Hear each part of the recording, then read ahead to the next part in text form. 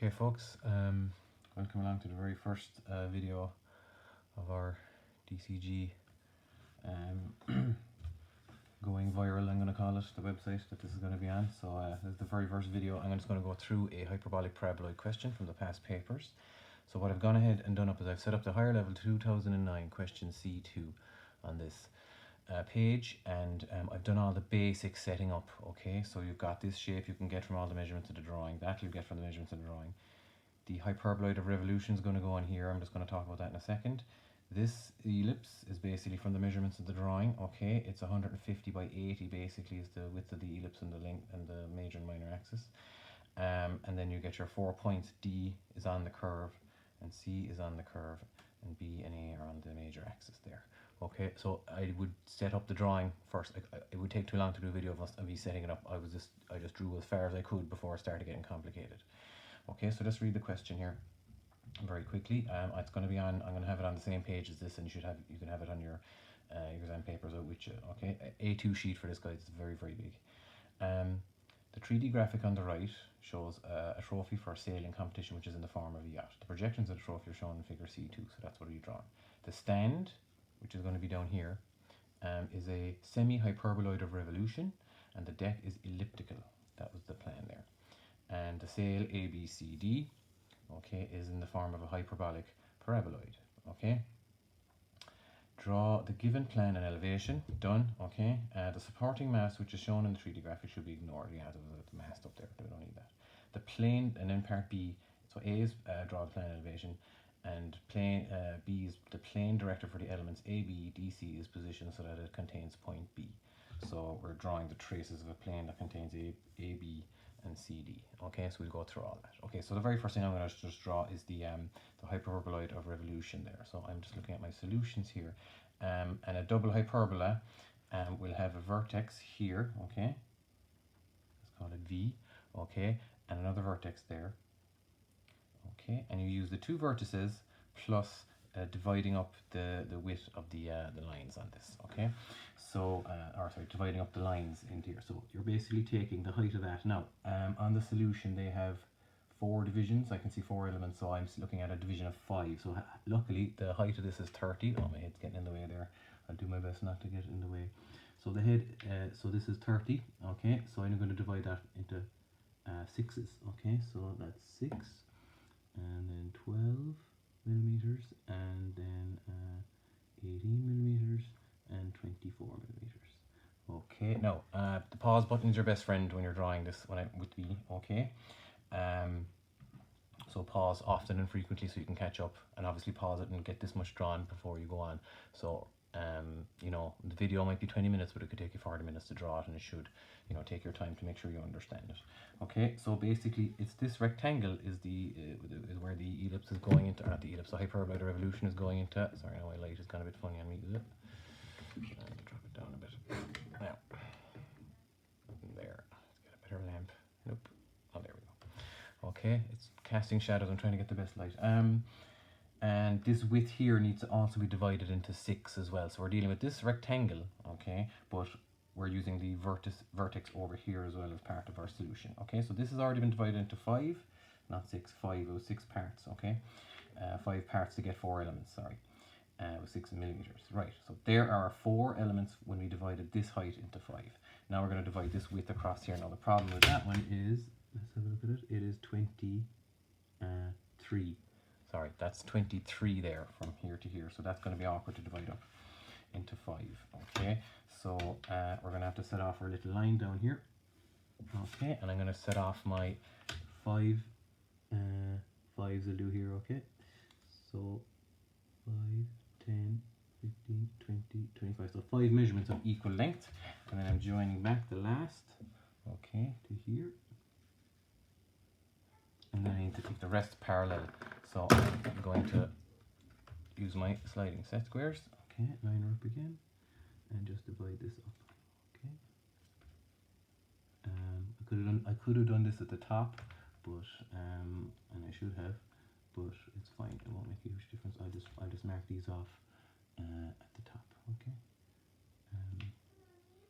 There are 4 equal divisions. 4 equal elements. Okay, so now I'm going to mark these off the top up here. Okay, because it's actually actually up here you need to bring them. Alright, so this is your hyperboloid revolution. I keep noticing now that my head is getting in the way, but at least you can pause it when I'm actually out of the way and see what I'm doing. And there's 4. Okay.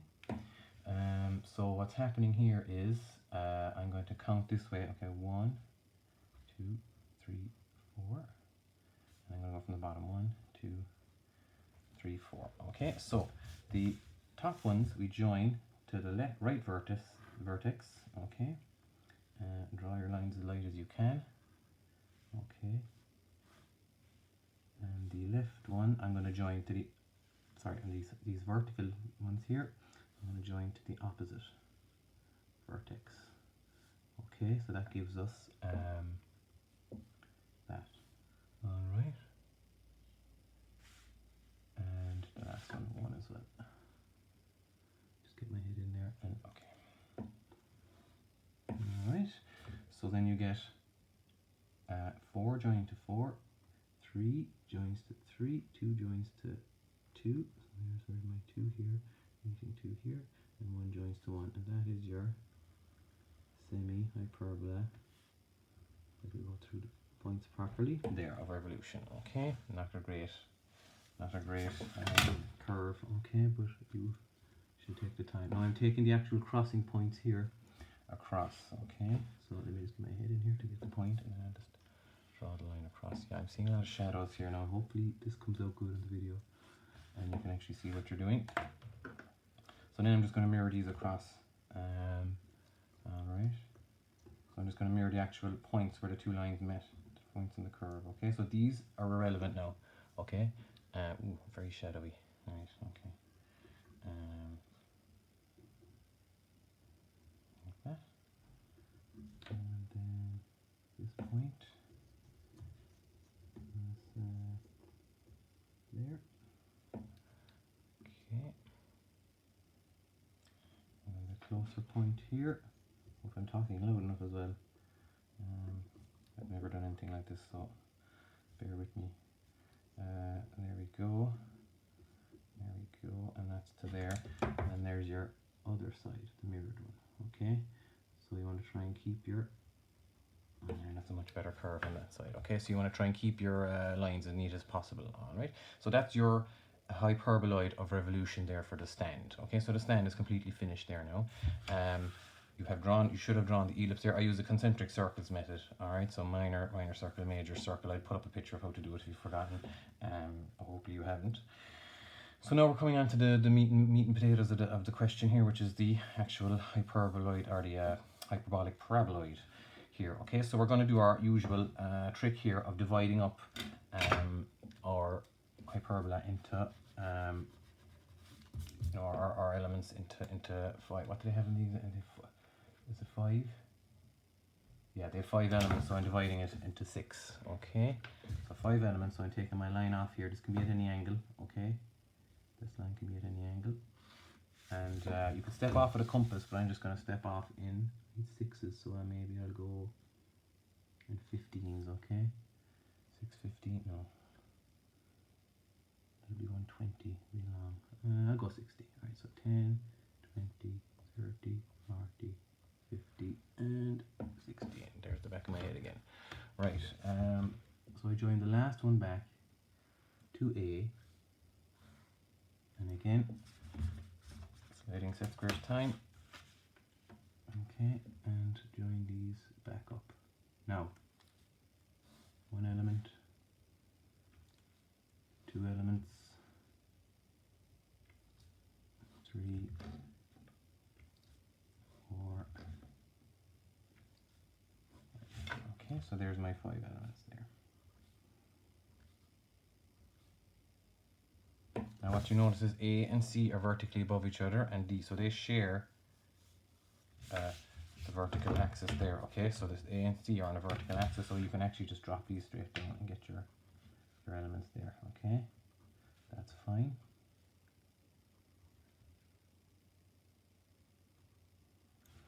Okay, so now you can't do the same for D and B. But what you can do, like it's horizontal, what you can do is join D to B. That. Okay. My head in equation. So I only ever do my best to divide up only one line into your elements and then transfer that all the way around your drawing depending on the way you can do it. Okay. If you're confused about it or unsure, just divide it up, you know, all your 4 lines or at least 2 of them, and transfer it around, but it should just save time. What are we on? Around 10 minutes. Okay. 35 minutes in a question. Now it took me about 10 minutes to set this up. Of course I wouldn't be going as slow and talking about it in an exam situation. So there's my 5 elements here on this side, and then I'm just gonna, and A and C is vertical again, and so I can go straight down here to C, and here, and here, and here, and there. Okay, so there's now is all my 4 sides of that divided up into your elements. Okay, so let's just start numbering them. 1, 2, 3, 4, 5, and then obviously these are the opposite. 1, 2, 3, 4, 5, and then you can go here. 6, 7, whoops.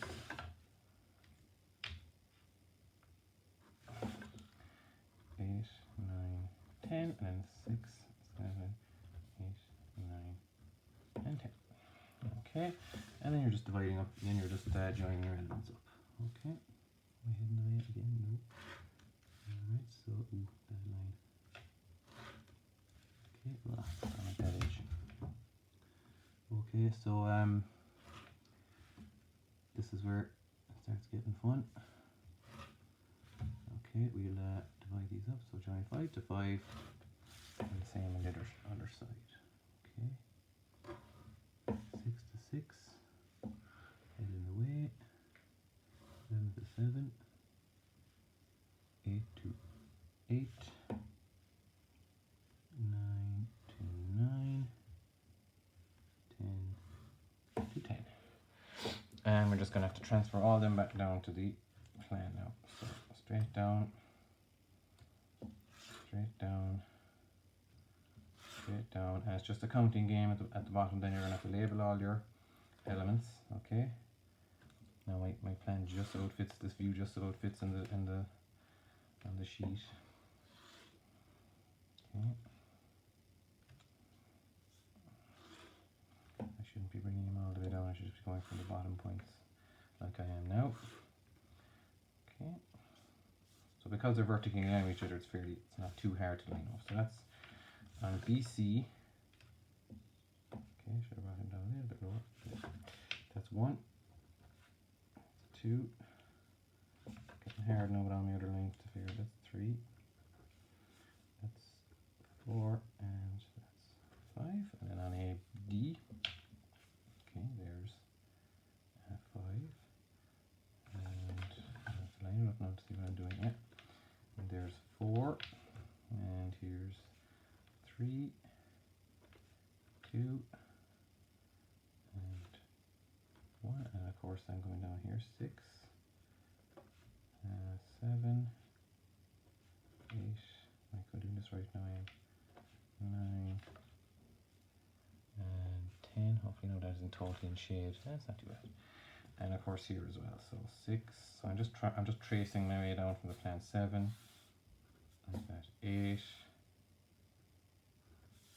9, and 10. And then it's just a case of joining your elements up to their corresponding friend. Okay, so 2 goes to 2, 3 goes to 3, 4 goes to 4, 5 goes to 5 there. Now 6 goes to 6. Drawing moving now. The most awkward situation here, setting up my stuff. So we do the makeshift 6 goes to 6, 7 goes to 7, and that 8 going to 8. Am I not in the way? No. Good. 9 goes to something wrong with my 9 there. Oh. My 10. My 10 is a bit off. There.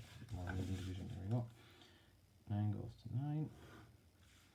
And 10 goes to 10. What time are we? 14 minutes. Okay. Right. That's our curve. Okay. So our curve actually runs along here. Okay. I know normally I'd have more elbow room, but I'm right on top of the board here, so I'm just going to try and draw this curve as smooth as I can. It goes along like that and stops as soon as it hits there. Okay. So you just draw your curve of tangency along all the elements there. Okay, so that's actually the hyperboloid revolution, or not hyperbolic paraboloid. So we're now on to question part B. Okay, so that is part A of the whole question done. Okay, part B, a plane director for the elements A, B, DC is positioned so that it contains point B. Okay, so we're going to have this traces again of a plane. Okay, draw the traces for this plane director. Okay, and how this works is we're going to create the triangle. We're going to do it down here. Okay, so we're creating this triangle where we take a line from one of these points and use the other element here of the skew line as a skew line to do it. Okay, so again, I'm going to take, or not again, for the first time here in this drawing, I'm going to take AB and I'm going to go parallel from D. Okay, so that's our first line here. Okay, so that line there is a line. Okay, that line is parallel to AC. And the other condition then, to be able to draw this plane that's parallel to both, okay, to create a triangle that's parallel to both of these lines essentially, okay. DC is a horizontal line from C because, if you remember, you should remember, a horizontal line in plan is a true length in elevation, and we need a true length. Nope, I said that backwards. A horizontal line in elevation, here's our elevation, is a true length in plan. Oh, my phone went off. Right, and I just bring P down now, so I'm looking for P in the plan. So there, that's parallel to AC, so I'm going to draw that. Look, that is parallel to that. Okay, that symbol means parallel. Remember that. CP then, I'm bringing that straight down, and P down, right? And then the condition was that I went parallel to AB from D. So I just repeat that exact procedure. So I go parallel to AB from P. Okay. Is that correct? Right.